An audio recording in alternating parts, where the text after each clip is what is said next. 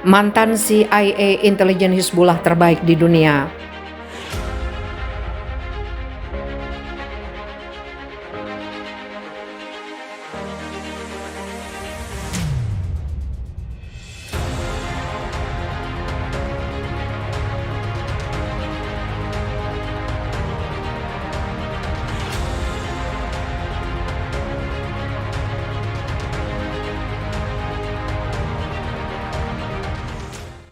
Mantan perwira operasi CIA yang bukunya difilmkan di Hollywood, Syriana Robert Beer, mengatakan kemampuan kontra intelijen Hizbullah sangat tangguh dan tidak boleh dianggap remeh.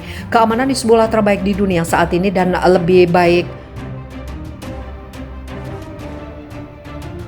dari KGB, kata Beer seperti dikutip dari kantor berita Fars. Beer mengatakan salah satu alasan keberhasilan Hizbullah membasmi mata-mata musuh adalah gerakan perlawanan tersebut berhasil menemukan akses ke peralatan lunak Amerika Serikat.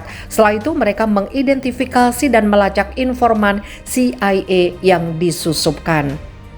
Unit intelijen Angkatan Darat Lebanon menangkap satu agen Israel yang mengaku bekerja untuk Mossad selama lebih dari 6 tahun. Menurut laporan dari situs Al-Akbar Lebanon, unit intelijen Lebanon menangkap seorang pejabat dari Popular Front for the Liberation of Palestine, General Command, di Camp Rasidia, Palestina dekat kota Lebanon Sur yang bekerja untuk Mossad. Menurut laporan, agen Mossad mengaku berhubungan dengan Israel sejak 2006. Beberapa berkasnya sedang dirujuk ke pengadilan militer Lebanon. Tidak sekali ini, berkali-kali intelijen Lebanon berhasil membubarkan puluhan sel mata-mata Israel selama 3 tahun terakhir, menangkap lebih dari 150 mata-mata yang menyusup di Lebanon. Pada November 2011, pejabat Amerika Serikat mengatakan Hizbullah berhasil menghancurkan jaringan mata-mata CIA di Lebanon yang menangkap puluhan informan. Menurut pejabat CIA, penangkapan itu sangat merusak reputasi badan intelijen tersebut. Pada Juni 2011, Sekjen Hizbullah Hasan Nasrallah mengatakan 2 dari anggota Hizbullah ditangkap karena dicurigai berafiliasi dengan CIA, bekerja untuk agen luar negeri di Eropa dan Amerika Serikat. Selama bertahun-tahun, Hizbullah membuktikan kehebatan kontra intelijen dan selalu sukses dalam melacak informasi CIA dalam jajarannya sendiri. Hizbullah dan Iran adalah target utama yang menarik bagi agen mata-mata Amerika Serikat dan Gedung Putih.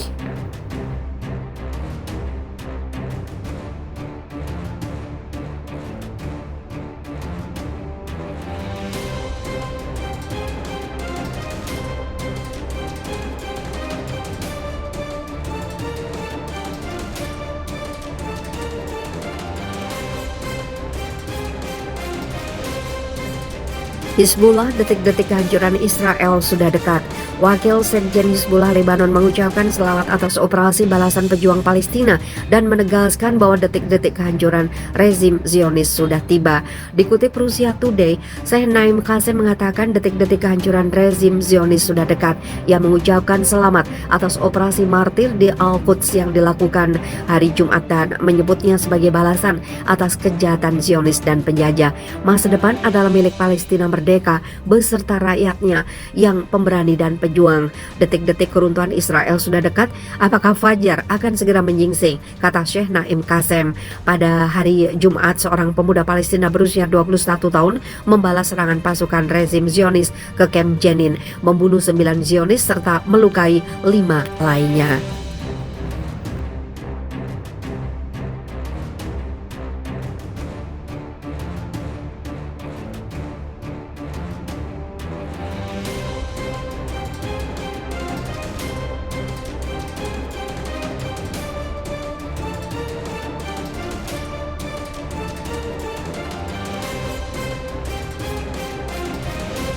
Hamas tembak mati 7 Yahudi di sinagoga Yerusalem. Israel sebut serangan teroris. Seorang milisi Hamas mengumbar tembakan di sebuah sinagoga Yerusalem pada Jumat malam. Sebanyak 7 orang Yahudi Israel tewas dan 10 lainnya terluka.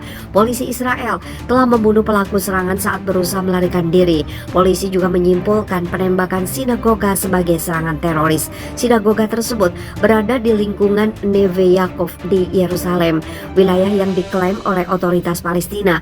Polisi Israel mengidentifikasi pelaku penembakan sebagai Fadi Ayaz, seorang anggota Hamas yang tinggal di lingkungan Su'afat di Yerusalem Timur. Mengutip Time of Israel, IS menembaki sinagoga Eteret Avraham dengan pistol lalu melarikan diri ke lingkungan Palestina di Bet Hanina.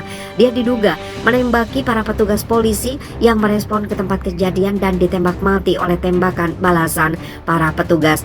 Awal malam ini sekitar pukul 20.30 malam, seorang teroris tiba di sebuah sinagoga di Boulevard Neve Yaakov di Yerusalem, mulai menembaki sejumlah orang di area itu. Bunyi pernyataan polisi Israel. Pasukan polisi dengan cepat tiba di tempat kejadian, terlibat dengan teroris dan melepaskan tembakan ke arahnya. Teroris itu dinetralkan. Lanjut pernyataan tersebut. Amerika Serikat mengutuk keras serangan mematikan di sinagoga tersebut dan menyuarakan solidaritas dengan Israel menjelang kunjungan Menteri Luar Negeri Antony Blinken.